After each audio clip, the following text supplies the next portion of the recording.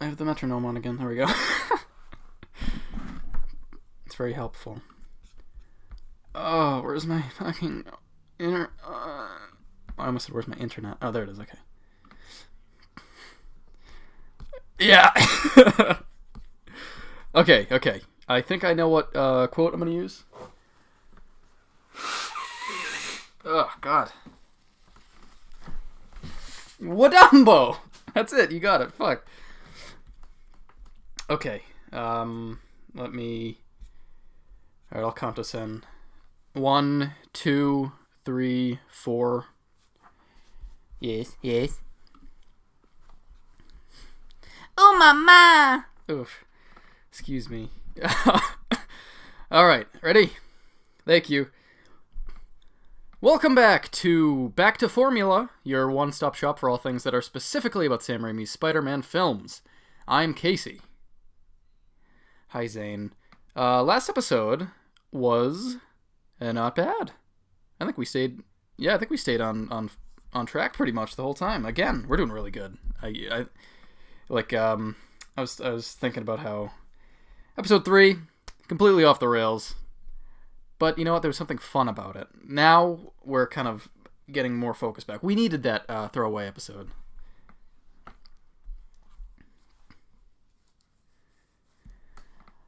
You know what's genuinely very funny? I forgot that we watched that. That literally left my mind. Fuck. I don't know. And I've seen it already. Okay, so here we go. The Phantom. The Phantom is a really, really great time capsule of a period before Sam Raimi's involvement with comic book movies. Because it's cheesy and idiotic, but not in a good way. Like how, Raimi's Spider-Man movies are, cheesy and, tongue-in-cheek, and they're super duper funny, and they, have a great tone, but, dear lord, the Phantom...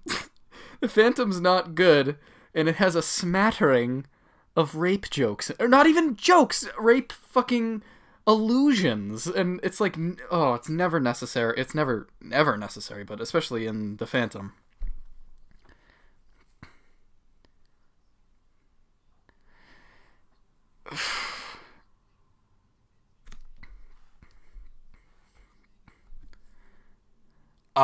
The woman. It was the woman. Yeah. Yikes.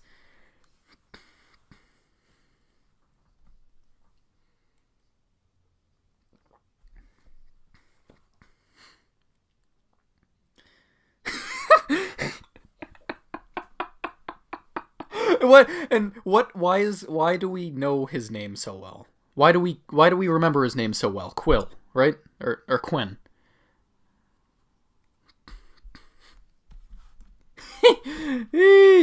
Oh, and they said his name every single time he's on camera.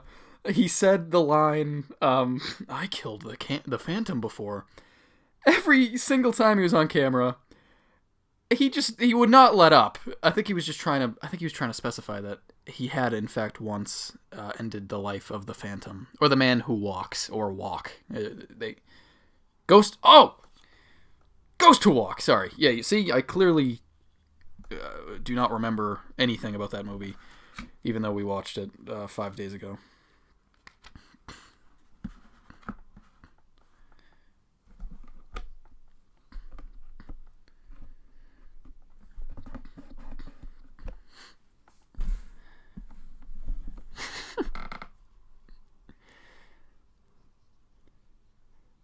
Oh, well, not even that. They kidnapped him just to drive the truck over the bridge.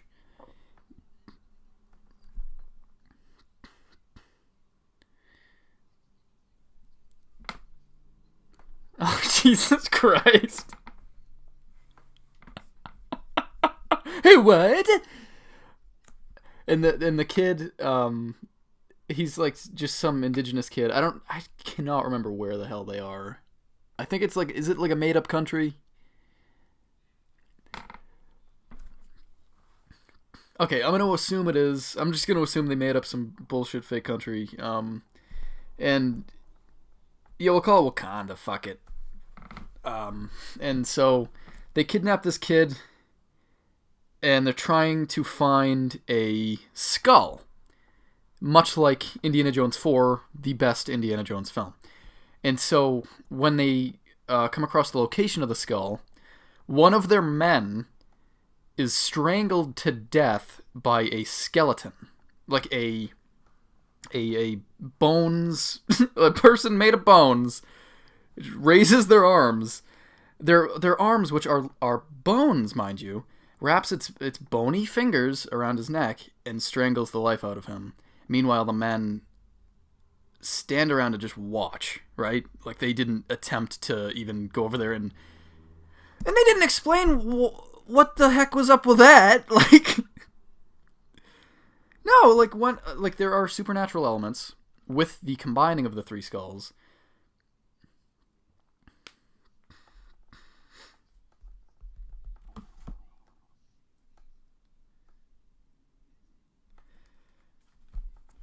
Yeah, but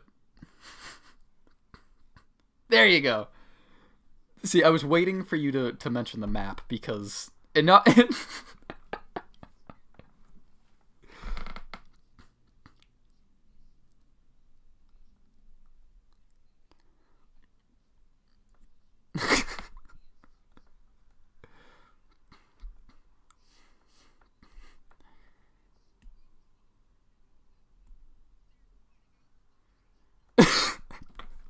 Now, when we mentioned earlier, you said that we had no context, but it's a film with a lot of exposition.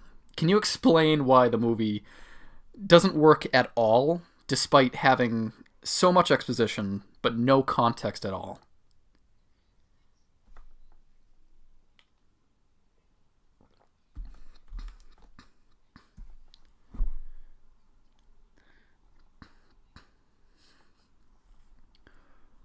And how often does the exposition actually work?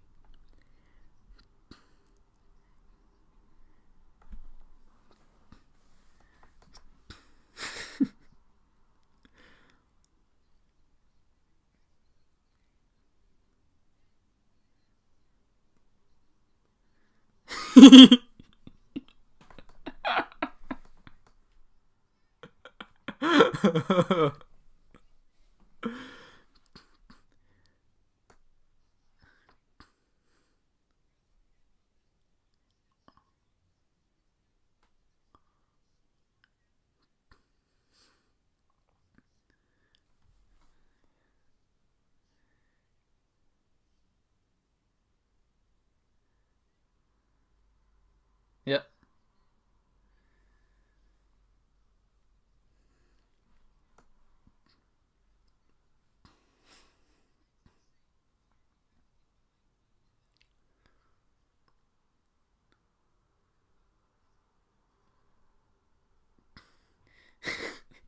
You can't infer that she is going behind him without them having to explicitly explain it and then show it. Because if they just show it, I'm gonna be all confused. I'm gonna say, why would she make that sudden jump? Was she not comfortable sitting in Billy Zane's lap? Because I would be. No complaints here.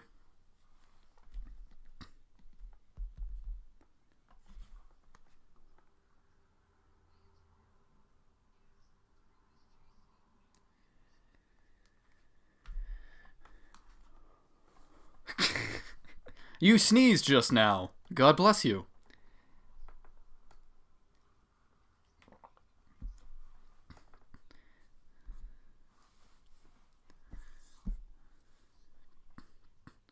It's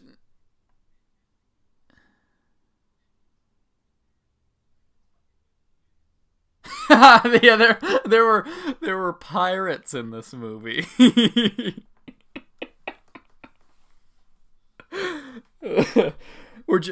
But the thing is, like, we're jumping around, but at the same time, the movie does exactly this. Like, at no point do you really have a firm understanding of what's going on with any of the characters, any of their motivations. We don't know why the villain, Xander Drax? Xander Drax. Fuck yes. First of all, for the name. Fuck yes. He does! Excuse me. He does. Um, and so Xander Drax is looking for these skulls. Cannot remember why, despite what I'm sure was an expository dump when he was sitting at the board in the boardroom with all the men. Actually, no, that is exactly where it was.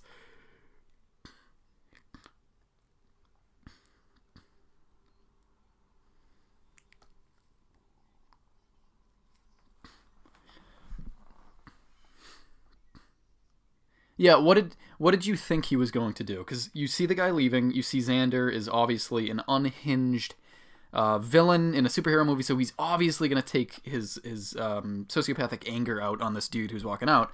What did you think he was going to do? Shoot him?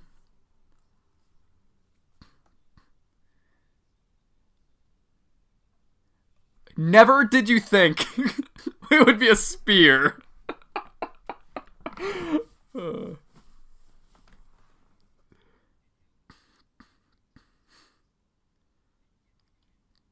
Yeah, did you know that? Did you know that Xander Drax was actually an Olympian javelin thrower? Did you know that?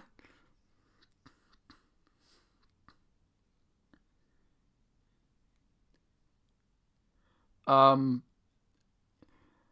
I was gonna say that sounds good. So, so if it's not a word, it sounds better than the real one. I'm gonna say yes. I'm gonna say unequivocally yes. That sounds like a great word. And ooh, do we know when this movie takes place? It's the 30s. I can't remember if there's an actual date. Yeah, because I'm trying to see whether Drax would have been in the Olympics already, or if he was preparing for the Olympics when he threw that javelin. Because I bet after he tossed that, he got perfect aim through the back through the guy's heart. Okay, that's great aim. He must have been like celebrating inside a little bit. I bet he's probably like, "Hey, did anyone record that? Can they send that into the whatever the? How do you get into the Olympics? Not to go off topic, of course, but do you get judged?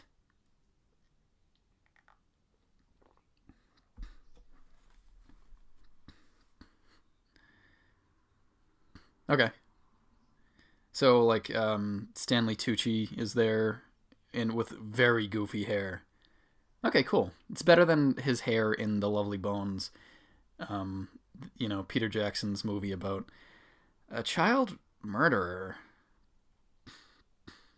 They were lovely. They were lovely. The Lovely Bones is like Fritz Lang's M, but with a little more style. A little bit more style because it has Mark Wahlberg with long like '80s hair in it, which is pretty friggin' neat. Oh, forgive me. Sorry. Okay. Spider who?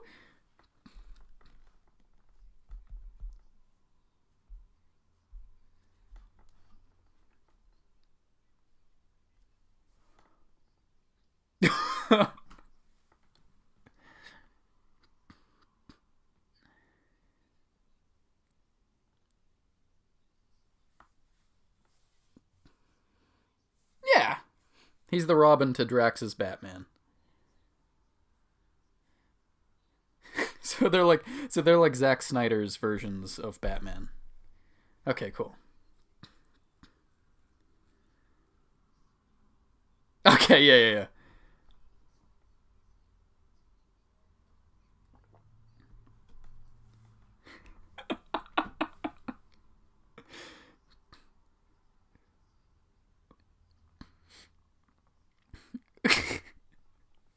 Like a real goof.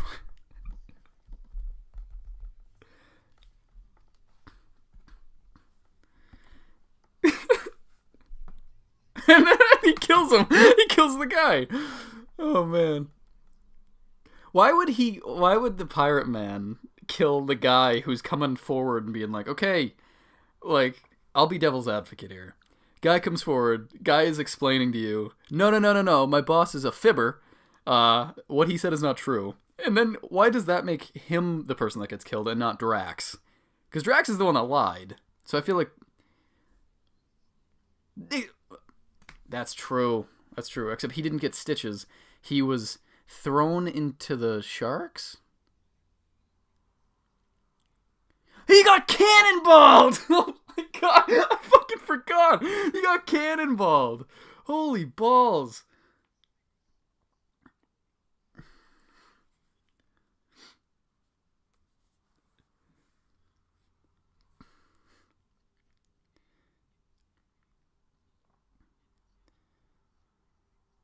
Yeah, they didn't even have any. They didn't even have any frickin' laser beams on their frickin' heads. So that was bullshit. Oh man, can't believe I forgot the cannonball though.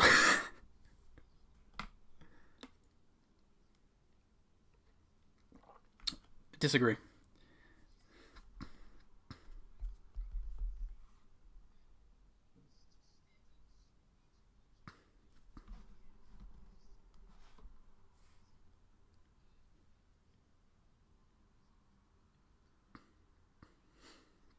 Mm-hmm.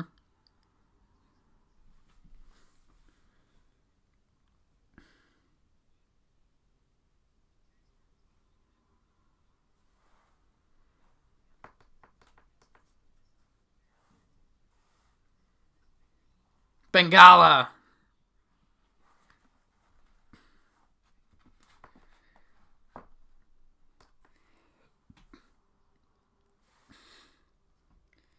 He has a pouch of gems.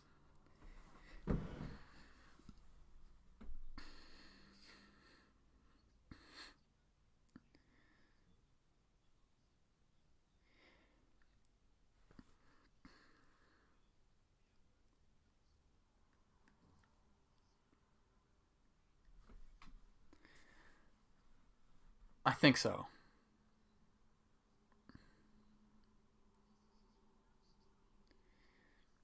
Yeah, especially because he went to college in New York, so it's kind of wild that he would have never. First of all, it's wild that he would not have had American currency, because like he understands American society. He literally attended college there, um, and then I don't know how.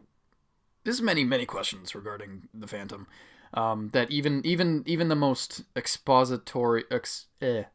exposition heavy movie could not delve into.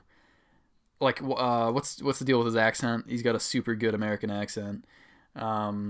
Grew up in Bengala, and he does not know how to use a taxi. It's basically like he's like a high functioning. He has high functioning Asperger's, I think. I'm gonna make the jump. And that's my diagnosis, my official diagnosis.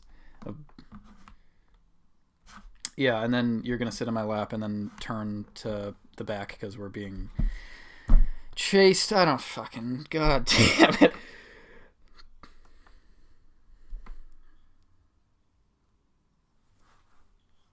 Yeah,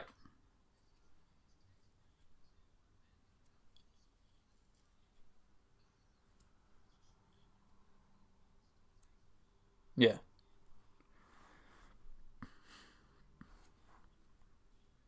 No issue. Money is money.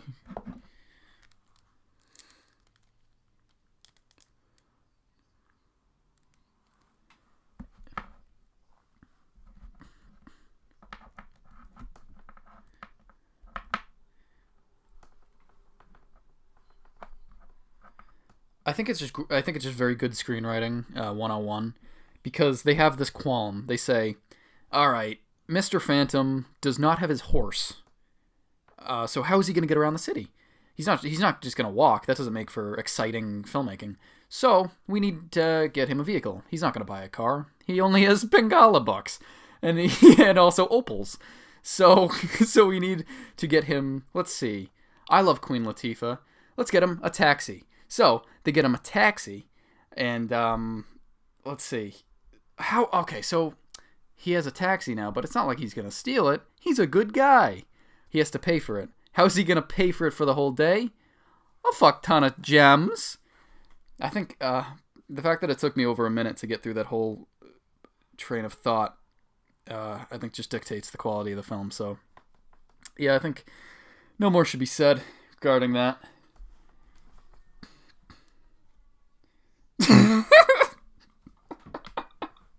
You yes?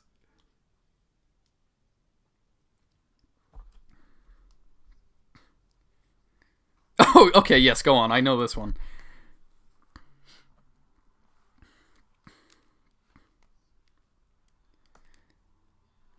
How does how does the woman react to it?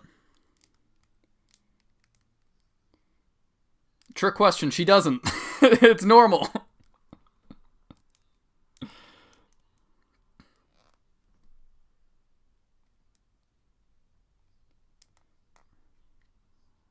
Yeah.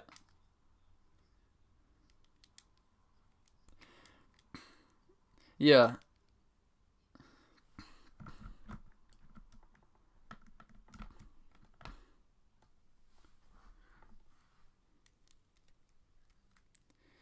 Yeah. Also, why did he break the glass? That's kind of really destructive. That's kind of rude.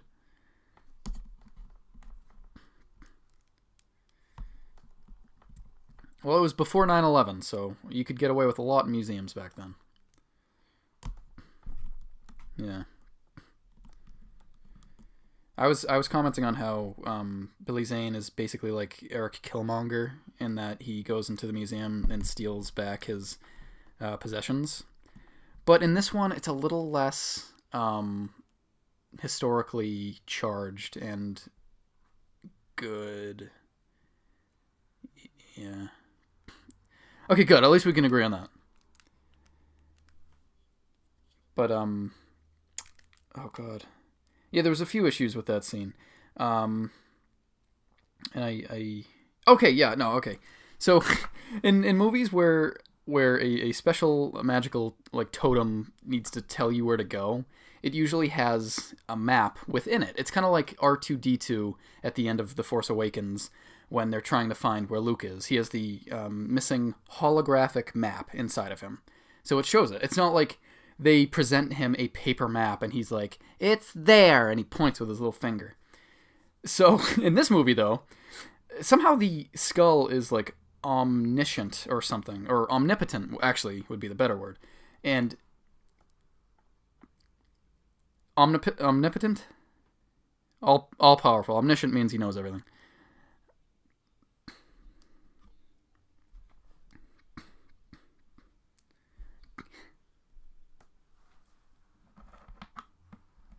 Impotent, yeah, he cannot get it up. But this, I was actually just talking about myself. So the skull, rather than creating like a hologram, like not a hologram, but like a friggin' like mystical, like blue display, of a map, in the air. Totally fine. It's magic. Who gives a shit? Nope. Skull finds the nearest paper map on the wall and just shoots a laser at it, and it just pinpoints the location of the next skull because the man screamed that in his expository ways. What a delight. No qualms with the movie. Perfect cinema. Billy Zane is handsome. Enough said.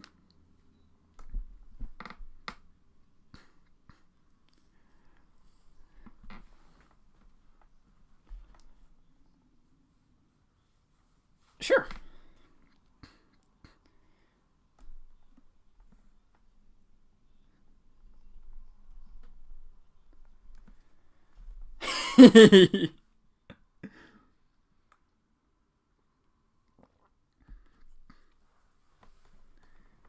Right.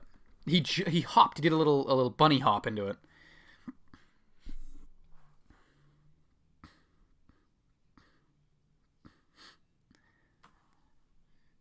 She's super aroused.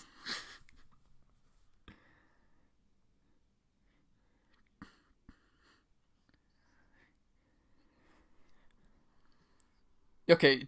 Okay, but have you ever seen Billy Zane before? Would you not do the same thing? That was not scripted.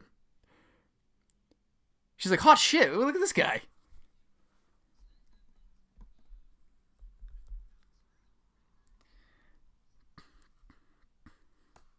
What's this, a ship full of one?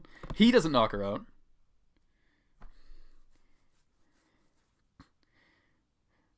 So he draws the line at striking women, but he's not he's not afraid to just throw in a really rapey, transgressive comment at the end of his movie, in that no one says no to the Phantom.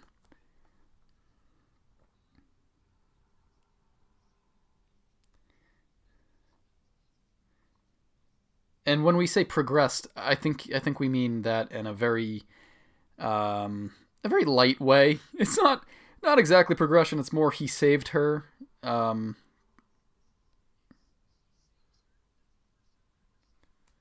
yeah.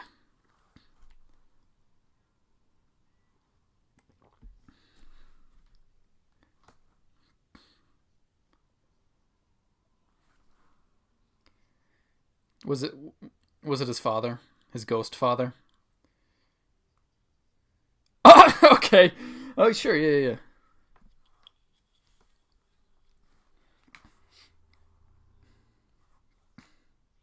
Oh, yeah, yeah. His girlfriend.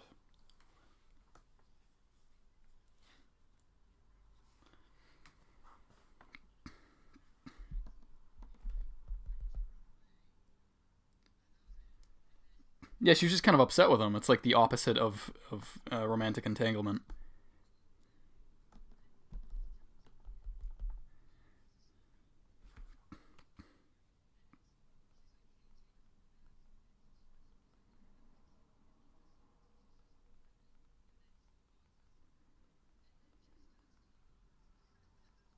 Yep.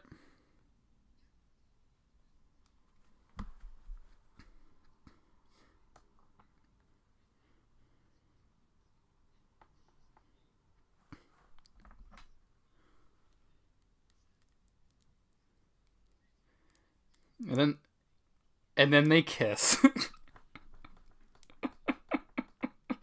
Oh. Yeah, in a very zany way. Oh my god. Oh, I'm sure.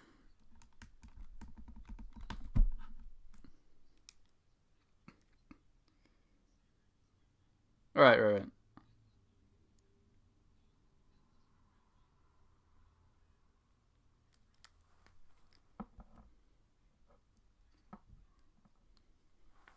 Yep.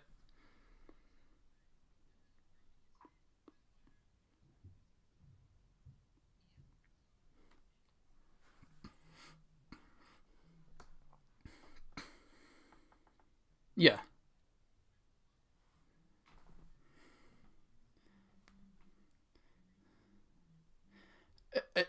And also in some abandoned brick building in East Bum in New York City. Like I don't know where they are, but of course Bernard is gonna he's gonna find him. He's got no. He's got a tracker. He's got Grobby tracker.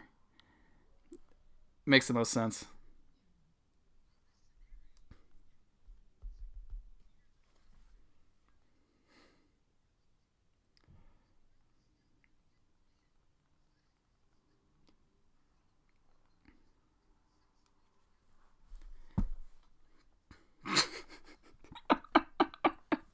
Everyone in New York City was like, "Oh my god, Spider-Man and Green Goblin, they are like they're enemies. Like Spider-Man's the good guy, Green Grobby is the bad guy."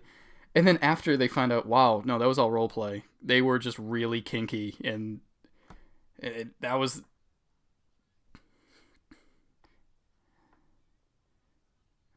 yeah. The world is our bedroom. I could see Grobby saying,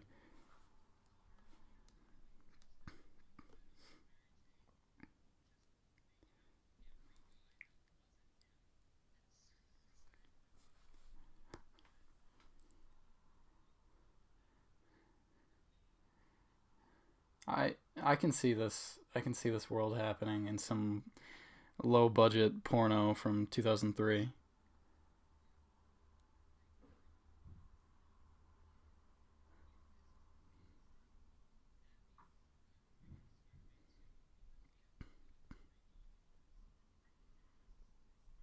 Right.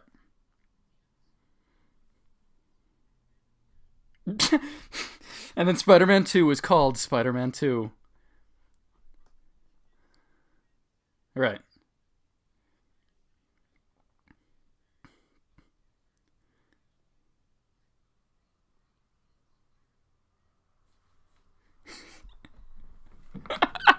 Die together in each other's arms during dangerous kink sex?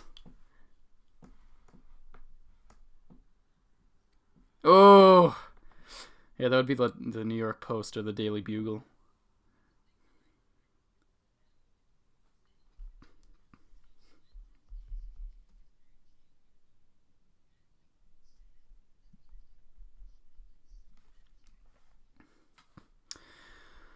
Whew. All right, MJ at that point. Oh, what was she doing?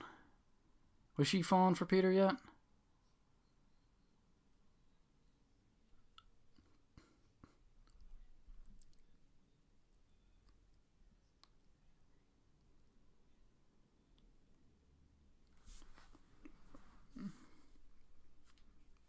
First of all, it wasn't Uncle Ben's funeral. It was Green Grobby's funeral. Yeah, that's at the very end of the film, remember?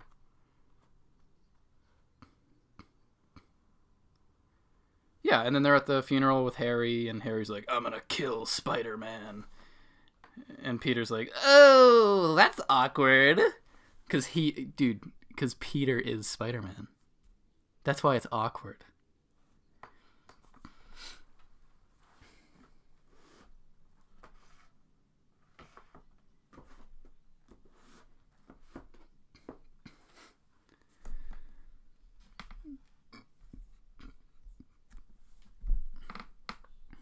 So she's gonna be looking Bernard up and down. She loves heroes.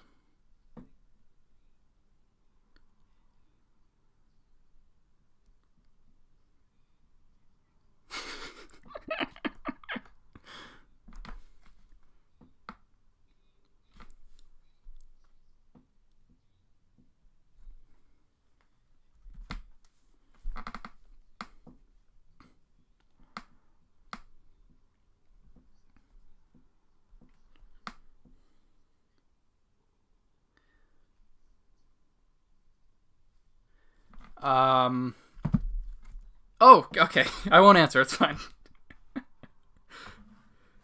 Yeah.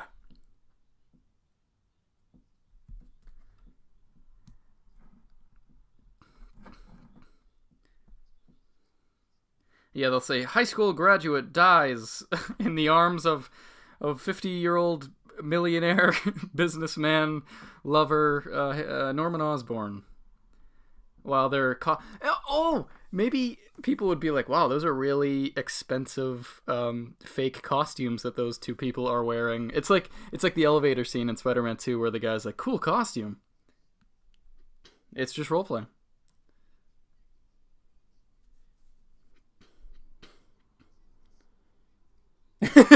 They're like, dude, this guy's fucking, he just hasn't been around at all.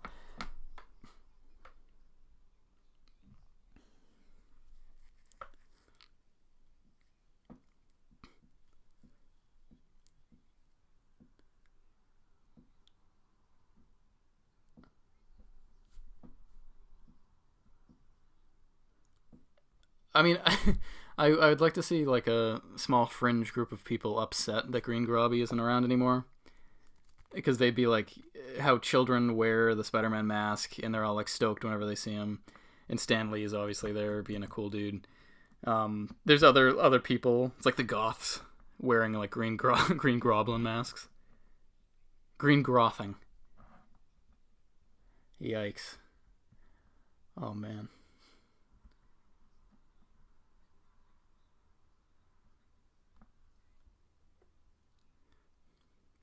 My time to shine. That's where the Sinister Six come in, which was heavily implied, and by heavily implied I mean bludgeoned over your fucking head in the Amazing Spider-Man 2. So this is where the Sinister Six would come in. Oh man, if Sam Raimi just had like infinite, if he had like infinite control over all of Spider-Man, still.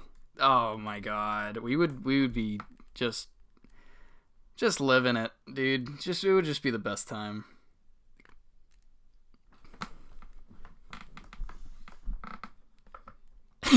Sam and Ted. Sam and Ted's Excellent Adventure, making Spider-Man.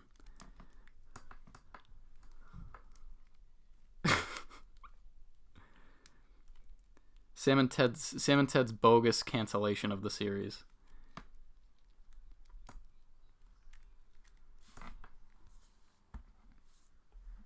Oh my god, how wrinkly and cute.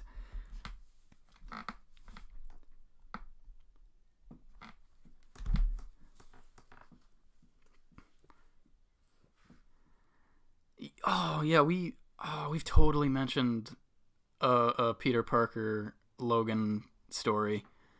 Oh, I'd love that. Just like fucking like edgy and dark. He's literally cutting people's limbs off. Just being a badass.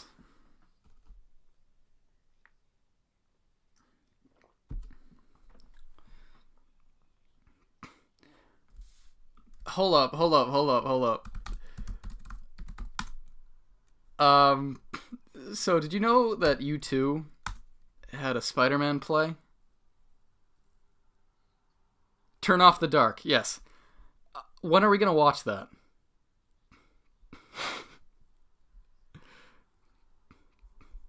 Oh, someone died.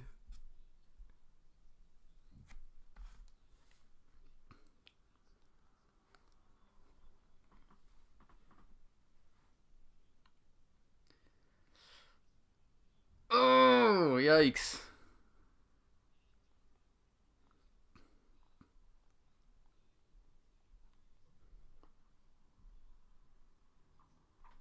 Yikes. And some child in the audience is like crying. It's like, Spider-Man's supposed to help people. Alright, run with it, okay.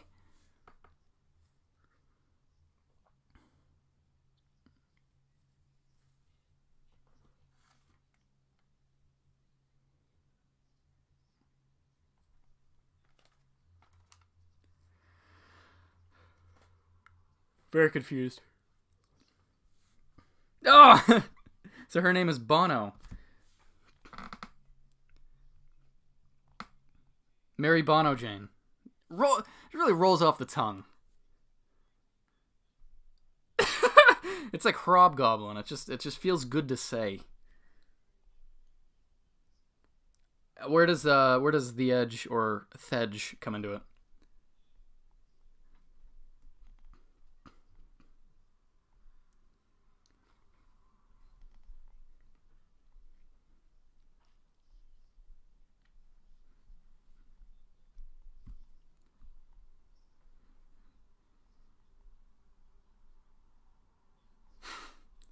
As one does, they write a play about it, correct? When you grieve, you write a play.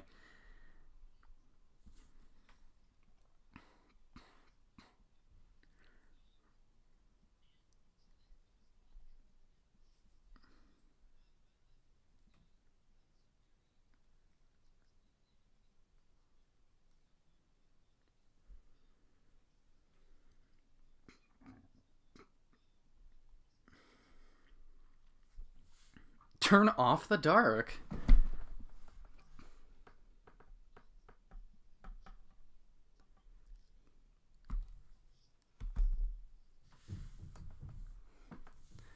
Oh, Jesus. So she's just... And then that heightened trauma is what causes her to just go crazy, and she becomes a crazy villain. Can we just listen to the You Talking U2 to Me episode about Spider-Man Turn Off the Dark? Because, like, I feel like we'll get as much out of that episode as we will watching the show itself. Jesus.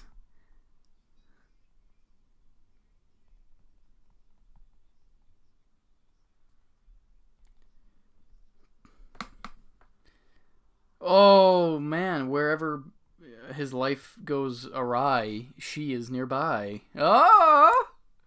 Thank you. I did that, that was improv. I'm an improv artist. That was pretty good.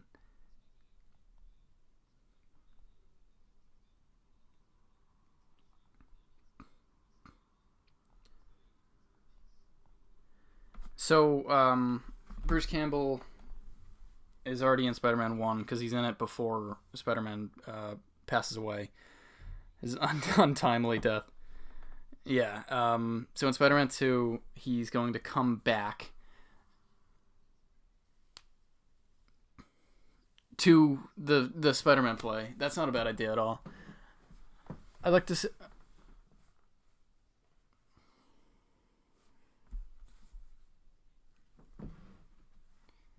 I just want to see... Alright. I just want to see, like, A Place Beyond the Pines. It's going to be 3 separate stories, generationally told. So, somewhere in the movie, maybe it's the second or third act, we're going to strictly focus on Bruce Campbell. And it's just going to be him going from Happy Dorman at the Spider-Man Turn Off the Dark show.